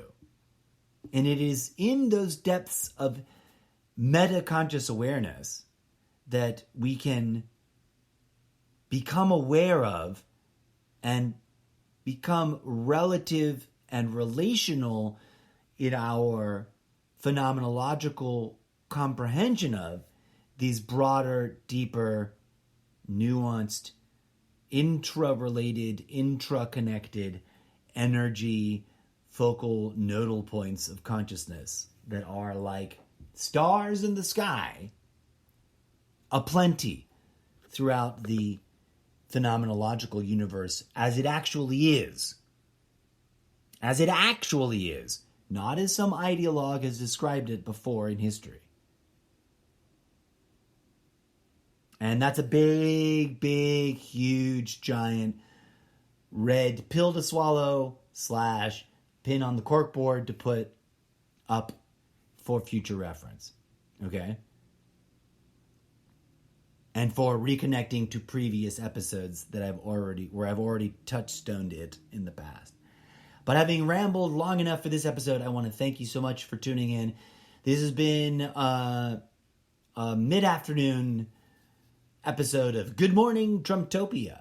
It's 2:51 Pacific Standard Time. I'm going to take a break, friends, from doing anything but contemplative meditation. And then I'm going to jump onto one of my other platforms of media content creation and generation and sharing. Generation is in like to generate new content. Join me as I hop and hip and as I hopscotch around the many dimensions of the Zeppoverse by clicking on through to solo.to/Mr. Zeppo. Please come on down to my social media platforms, up to and including the Facebook profile page for this podcast, where you can leave your thoughts, questions, comments, and ideas. And now, new call to action, the red pins. Whenever you listen to a show, if you could notate as a comment one or any or all of the red pins that I talk about, because I immediately forget everything I say in a podcast episode. But if you all as an audience start commenting, and the big three ones that I think I'll be able to get like alerts about are the Facebook page for the podcast. So that's facebook.com/the Almost Daily ZenCast, I believe. If you just type in the Almost Daily ZenCast, Mr. Zeppo, you should be able to find that Facebook page profile that is for the show, and it should be entitled The Almost Daily ZenCast. And on that page, this episode should be the newest episode that just dropped.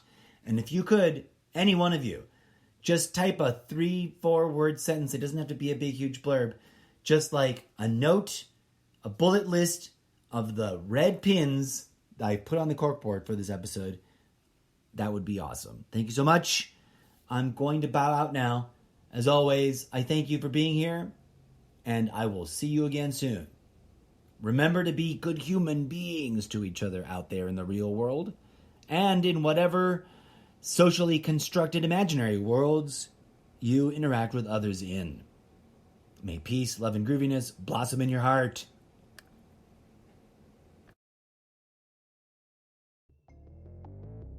And that is the latest madness from behind Lies, absolute lies. I had one more thing I needed to share with you before I clicked off the show, and it was something I meant to start the show off with, and then I thought, no, you know what, I'll ramble a little bit first, and then I totally forgot to do this. Okay, this has been on multiple media outlets everywhere. I consider it public domain. It's an anonymized audio clip, and please don't anybody sue me for sharing this. Here we go. The following is a real quote by Donald J. Trump as captured by multiple media outlets. On political corruption, we are going to restore honor to our government. In my administration, I'm going to enforce all laws concerning the protection of classified information. No one will be above the law. He said that on August 18th, 2016. Donald Trump quotes age so gracefully. Seriously, folks. Take that clip, take this episode, and dare your Trumptopian friends to listen to it. Because the simple bottom line question is, dear Trump supporters, how can you have the audacity to foam at the mouth, turn a blind eye, bend over backwards, do mental gymnastics in avoiding the overwhelming amount of clear and presently obvious evidence of this man's duplicity, this man's hypocrisy, this man's manipulative and unabashed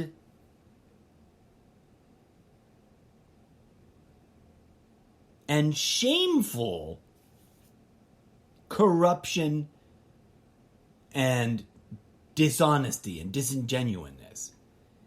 He literally uses everything that he wants you to be afraid of and irrationally hating about the supposed political enemy as cover to allow himself to do exactly that.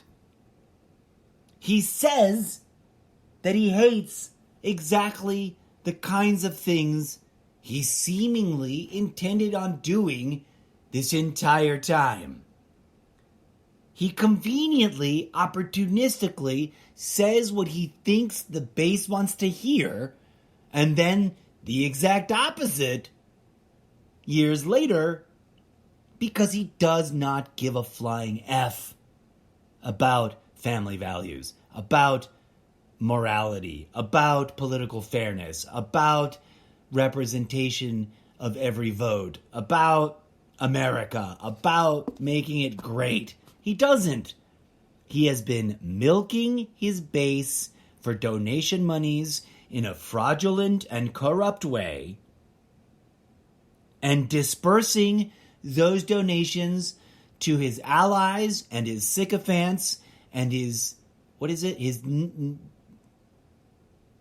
nepotistically installed corrupt family members from the beginning, from the John Deere tragically, sadly, woefully under-impressive inauguration parade that cost way too much money and that mysteriously was paid for out of fundraising that maybe shoulda, coulda, woulda not gone to it in the first place. Remember that?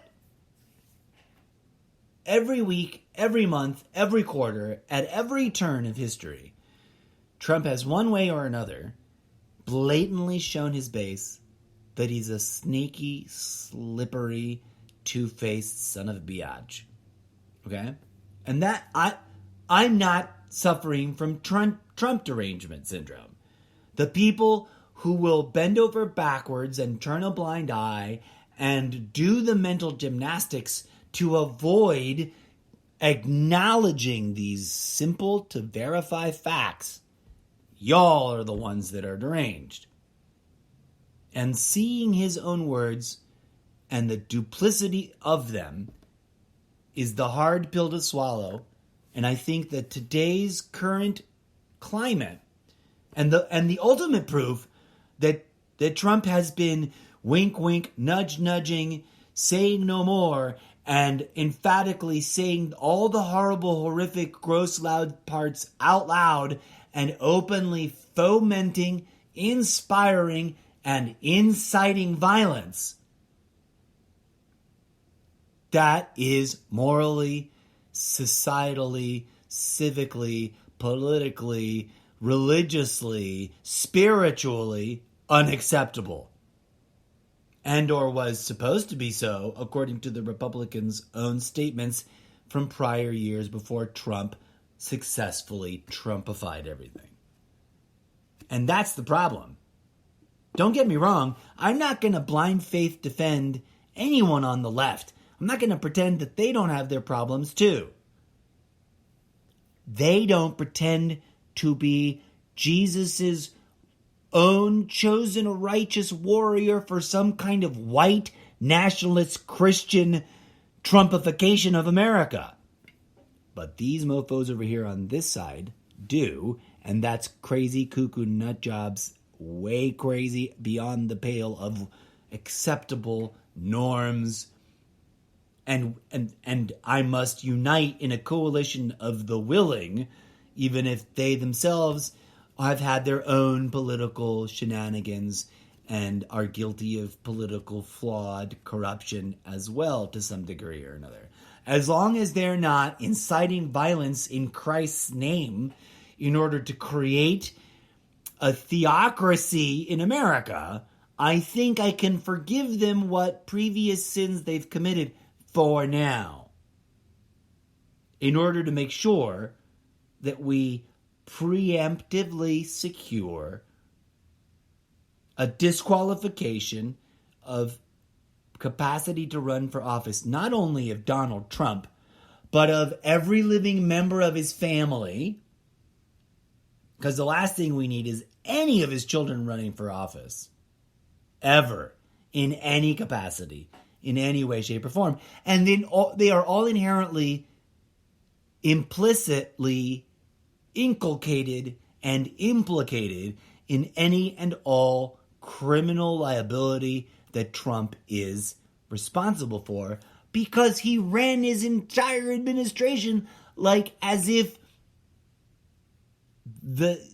what's the name of that movie mobster that's super famous in your universe? As if Don Juan DeMarco Mello was in office. Oh, that's not the name. What's the name of the guy? You know, Al Pacino played him. Whatever that guy's name was. You know,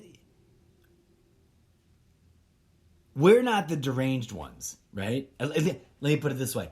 I don't think I'm deranged. I'm not a blind faith leftist. I'll say it as many times as it takes for the people on the right to hear me and get it to their heads and then reevaluate my position. The right, before Trump came on the scene, the right and the left were, in my humble opinion, guilty of being implicitly involved in each other's shenanigans. The right and the left, for the 35, almost 45 years that I will have been observing them by the time my 10-year overnight success story finally hits a home run and I'm a media giant in my own right and a job creator with my own investment capital to innovate and conduct my own, art programs with. They have been complicit with one another in a wink, wink, nudge, nudge. We're at each other's throats, foaming at the mouth, fangs bared, going for the jugular, fighting for the little guy, enemies. In the same way that Lucy and Charlie are on opposite football teams in the comic book, even though technically Lucy is holding the ball for Charlie Brown as if they were on the same team and he's kicking the ball to advance it. But that's been my major critique of it for I don't know how many years now. And I will even for literary world building exaggerated taking, I will pretend that the incorrigible Mr. Zeppo is of a mysteriously ageless age and old enough to claim that this has been the case, and he knows this has been the case, and he's been calling out that this has been the case since FDR was in office.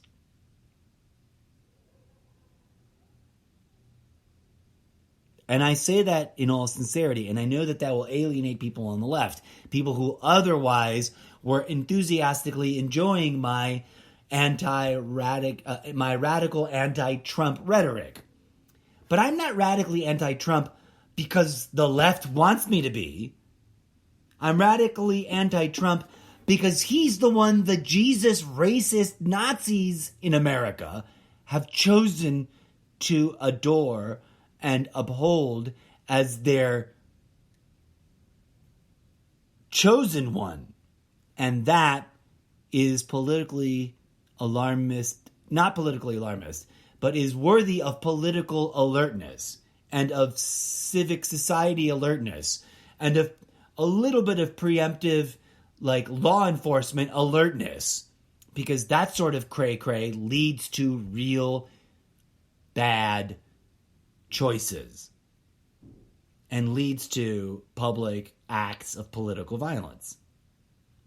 And no matter what distractionary treadmill engineered wedge issue argument you want to have about whether or not the current trending ongoing acts of violence in America are caused by, or what causes may be attributed to them,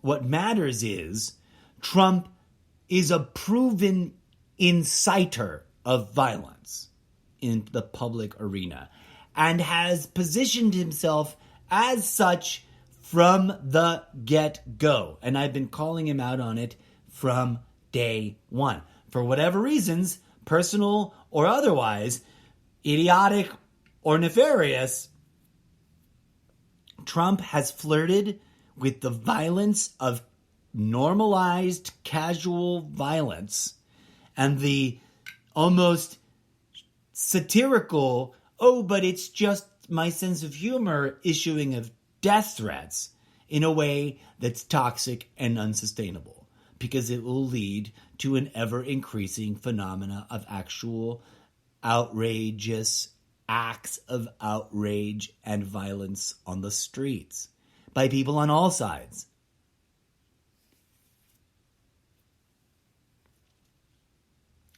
Trump was an arsonist who saw kindling and the tools to light it on fire at a giant political barn raising that was all kinds of fire code unsafe to begin with before he even arrived at the party.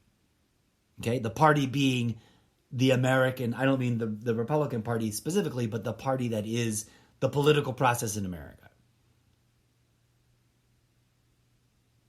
And it's more complicated and more nuanced than any objective measurement of it as a external political phenomena, because one of the things we're radically ignoring is that the problematic issues that arise on any and all sides in any and all parties stem from a deeply neglected spiritual trauma that no one has the cojones to talk about openly, except for a handful. And they're interesting exceptions, and they often get ridiculed and marginalized and ignored. If we want to change anything for the greater good and have it actually work out in a meaningful way that's actually really interestingly good for everyone, which is what that phrase is supposed to mean, in a sincerely, genuinely authentic way, as opposed to the satirical, cynical, villainous, ironic use that it gets and gets called out for by those who have in the past, worked their butts off in order to exercise the power of tyranny. But that's a whole nother discussion. Put a pin on that on the corkboard for me. The corkboard being the comment sections where you can do emoji, red push pin, / the note of what we put on the corkboard. Please and thank you. Okay, I said I was going to say goodbye, and then I went off on a whole other endless tangent, and I digress. I think I've said what I got to say. Dear friends, there are probability, waveform function, probabilistic potential, universal, projected outcomes that are variable and fluctuating and sort of in potentia flux. In other words, in the not yet manifest flux of probabilistical potential that we want to avoid, that we want to nip in the bud, like a administration of Trump Part 2, or an administration of Trump Part 3, that we prevented already, but we want to ensure gets fully cemented as not possible happening here. By doing that, by making sure that the criminal family enterprise known as the Drumpf, or Trump family, depending on which universe you exist in, or the Drumpfensons, which is my literary fictional universe satirical comedy take on that. Please don't sue me. I haven't even written a word yet there.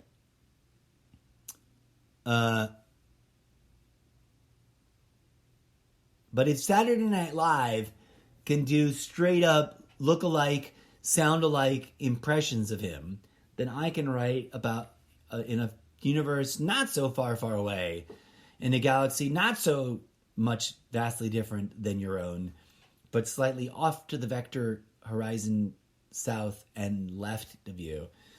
There is a universe in which an orange spray-tanned, bewigged, because he was completely bald,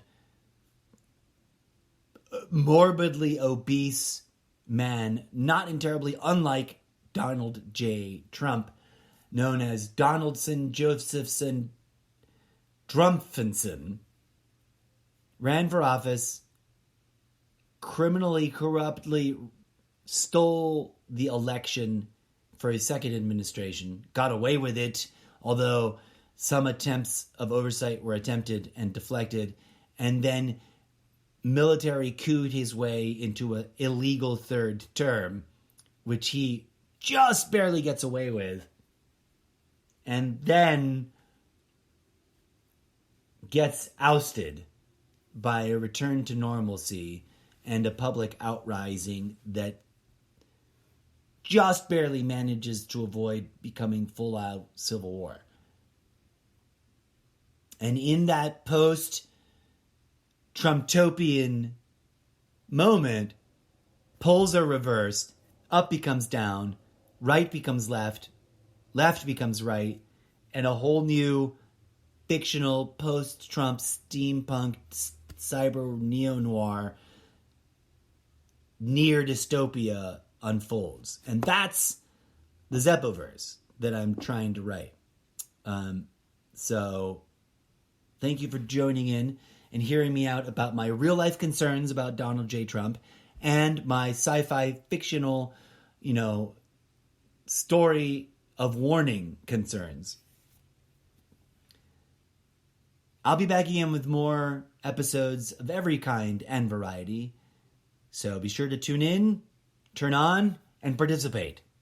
Until next time, remember, friends, politics is an ideological game for self-organization that we made up. We can change it. We don't have to treat it like it's some sort of God-ordained cosmological natural law. We do not need to play politics at an organized religious level, and we should not play politics at an organized religious level, and we should not play politics at a hateful, discriminatory race, creed level, which is why I focus my criticism on the sort of really alarmingly problematic relationship between Donald J. Trump as the former president and Republican GOP king du jour and the extreme alt-right, the self-declared KKK and other groups that make up the Christian white nationalist voting bloc in this country. Because that exists harder than some people want to acknowledge and broader than some people want to recognize, but it is not a majority. It is a shrinking plurality that is desperately afraid of becoming a minority. Gee, guess what? I wonder why. Because of the way they've treated minorities for generations. Thus, all their typical, stereotypical arguments about, well, that wasn't me, I didn't do that. Whilst also trying to advance a white Christian nationalist movement, whilst also endorsing the political and private, wink, wink, nudge, nudge, let's pretend it's not happening, dismissal of that agenda. Because they pretend that they've got God's approval. And trust me, if Jesus showed up today, hot take, dear friends and family, and please forgive me if anyone gets personally offended by this statement, but I believe this would play out as more likely to be true than anybody else's take.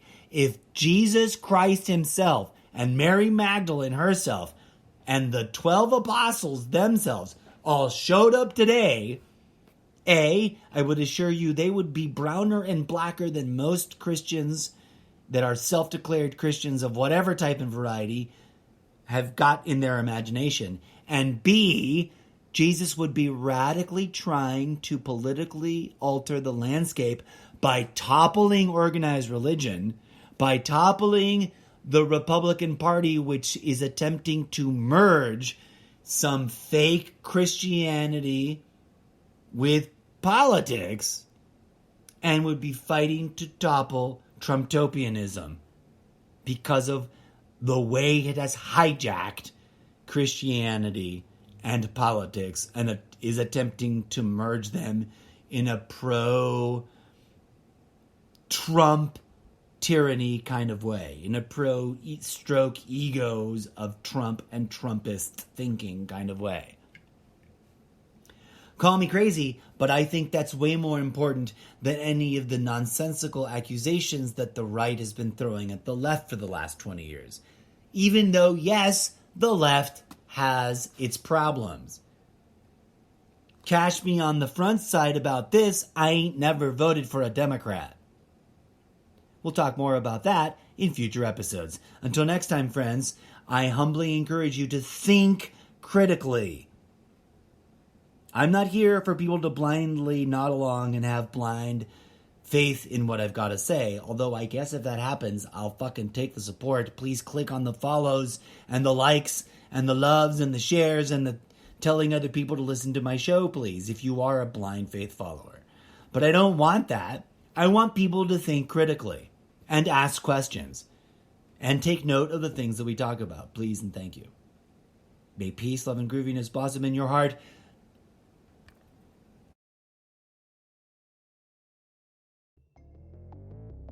And that is the latest madness from behind the orange wall. Thank you for listening to GMT, a special segment of the Almost Daily ZenCast.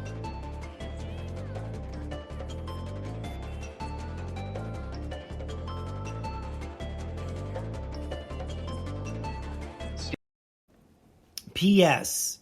I think this is important for anyone who stuck it out all the way to the end and wanted to know what I rambled in about after the ending credits song. And I swear I'm just going to stop record after this statement.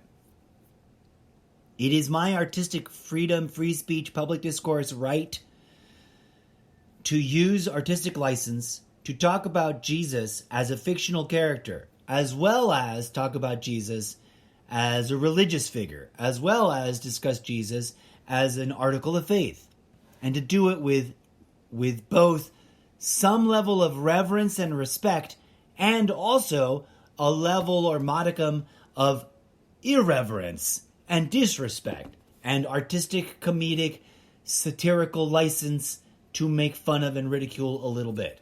Because there's more than one Jesus, and there's more than one idea of Jesus, and there's more than one reality about Jesus Christ, quote unquote.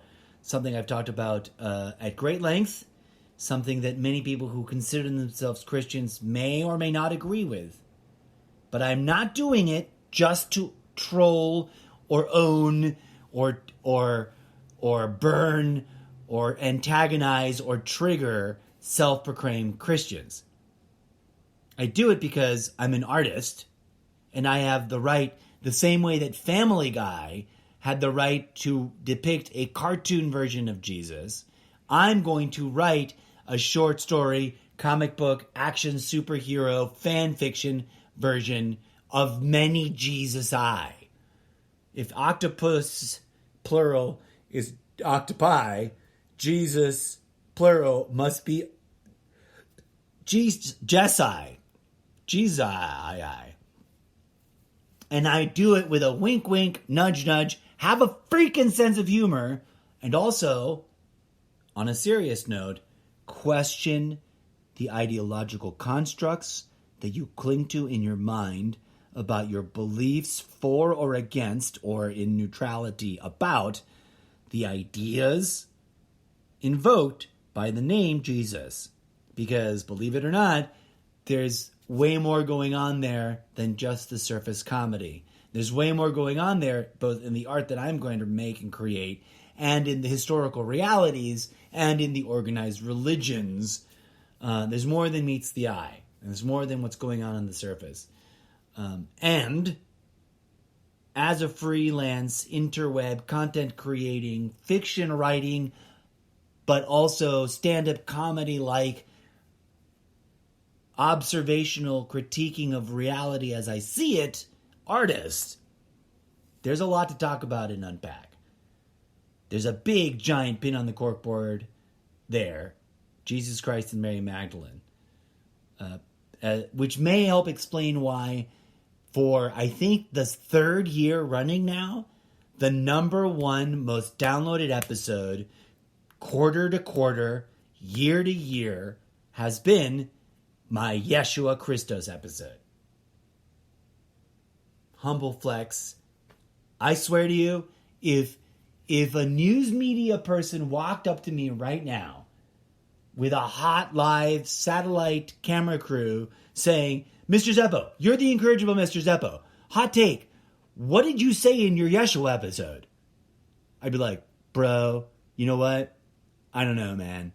But whatever I said, I think I genuinely meant it, and I humbly invite people to go listen to it and comment on it. And one of these days, I'm going to go back and re-listen to it and respond to myself and make a new episode out of it. Can I quote myself? No, not right now. Will I go back and revisit it relatively soon? Yes. Next Easter. I think, unless I totally blindside myself with forgetting to do it. Somewhere between, what's that holiday right before Easter? Ash Wednesday and Easter and 420. I'm going to do a big revisiting of the entire Yeshua Christos Mary Magdalene meta theme that runs through this podcast. And revisit prior episodes in which I've discussed anything and everything about that and create a sort of super marathon set of long form episodes where we delve into each episode and stop it and start it and unpack and reanalyze my statements and add to try to finish the lost trains of thought and answer the questions that I left dangling, etc. And I hope you'll join me for that.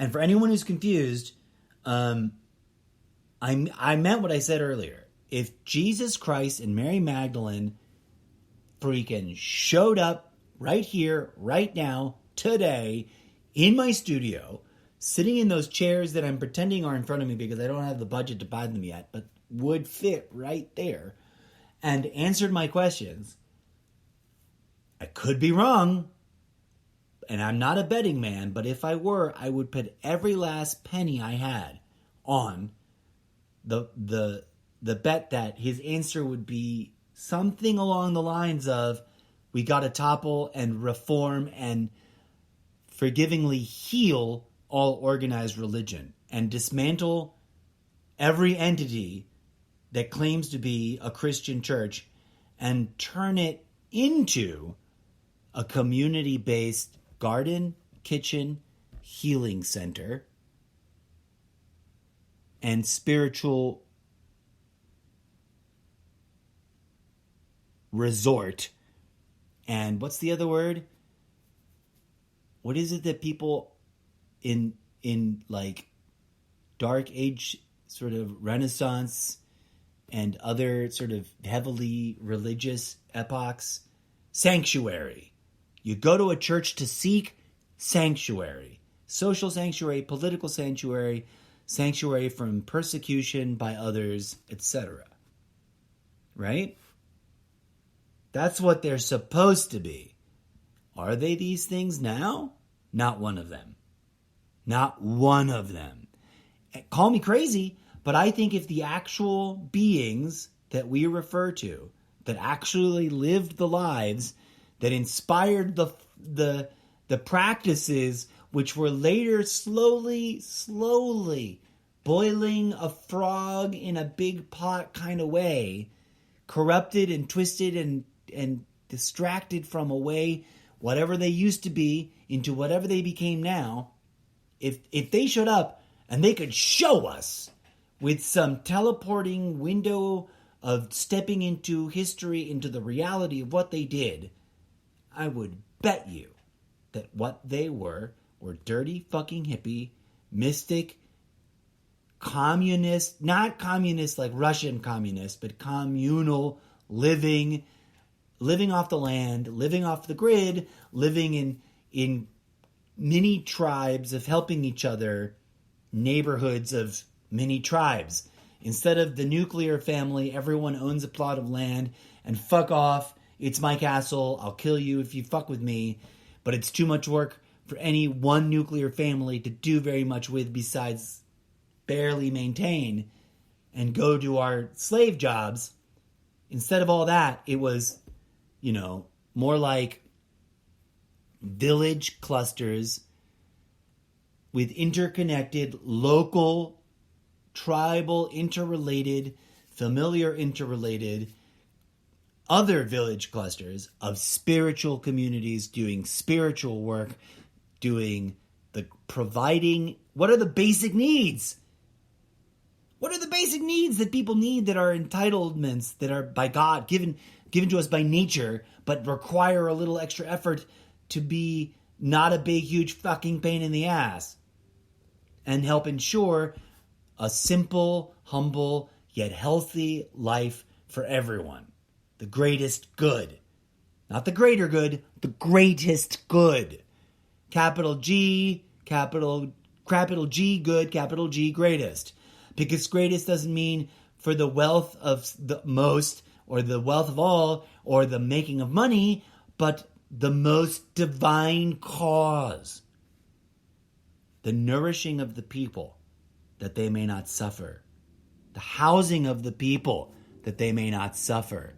The providing for of the people, which is everyone, that they may not suffer. Is that what politics did in the great fictionalized, yieldy Dark Ages days when religion was in control of everything? No. Is that what society did in the 50s? Not really. Is that what society did in the 80s? No. 90s? No. 2000? No. The Trump era that we just lived through? No.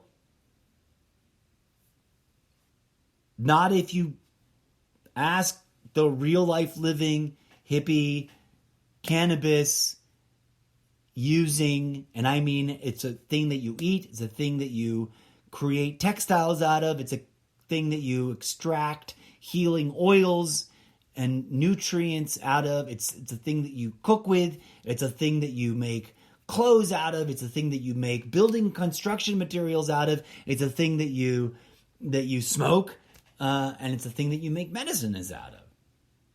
As well as so are as well several other supposedly bad devil plants, like psilocybin, etc., etc., etc. But I digress, friends. Things we talked about before, things we'll talk about again.